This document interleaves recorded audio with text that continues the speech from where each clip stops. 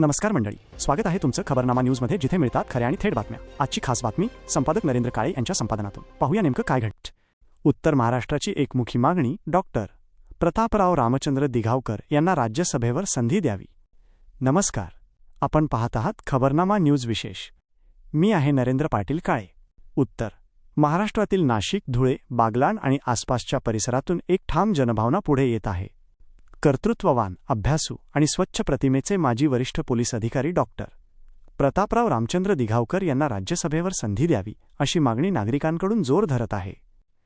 IPS 2001 बॅचचे अधिकारी असलेले doctor Dighavkar यांनी नाशिक परिक्षेत्राचे विशेष पोलीस महानिरीक्षक म्हणून कार्य करताना कायदा व सुव्यवस्था प्रभावीपणे राखली. तसेच महाराष्ट्र लोकसेवा आयोगाचे सदस्य म्हणून त्यांनी पारदर्शक प्रशासनाला प्राधान्य दिले. संघटित गुन्हेगारीविरोधातील Maharashtra control of organised crime act तसेच महिलांच्या सुरक्षेसाठीच्या Shakti criminal laws Maharashtra amendment act निर्मितीत त्यांचा अभ्यासपूर्ण सहभाग राहिला आहे. वाहतूक आणि रस्ते सुरक्षेसाठी महाराष्ट्र मोटर व्हेकल्स रूल्स मसुदा समितीवरही त्यांनी सदस्य म्हणून कार्य केले. शैक्षणिक क्षेत्रातही त्यांनी उल्लेखनीय प्रगती साधली आहे. BA, MBA, LLB, LLM तसेच पर्यावरण आणि ग्रामीण विकास विषयात PhD प्राप्त केली आहे. सायबर कायद्यातील डिप्लोमा आणि Indian institute of management Lucknow येथील स्ट्रॅटेजी मॅनेजमेंट अभ्यासक्रमामुळे त्यांची धोरणात्मक दृष्टी अधिक सक्षम झाली आहे.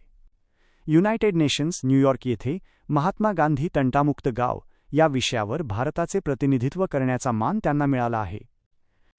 कोरोना काळात नाशिक परिक्षेत्रातील शेतकऱ्यांचे व्यापाऱ्यांकडून बुडालेले तब्बल 52 कोटी रुपये वसूल करून देण्याचे कार्य त्यांनी यशस्वीपणे केले.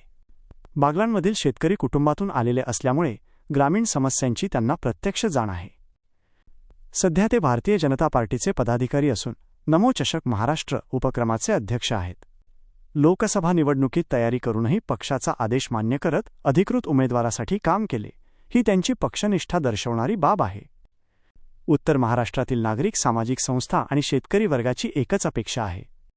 डॉक्टर दिघावकर यांच्या प्रशासकीय अनुभवाचा आणि कायदेविषयक ज्ञानाचा उपयोग राष्ट्रीय पातळीवर व्हावा. आता प्रश्न पक्ष नेतृत्वासमोर आहे. उत्तर महाराष्ट्राच्या या एकमुखी जनभावनेची दखल घेतली जाईल का? अनुभवाला न्याय द्या.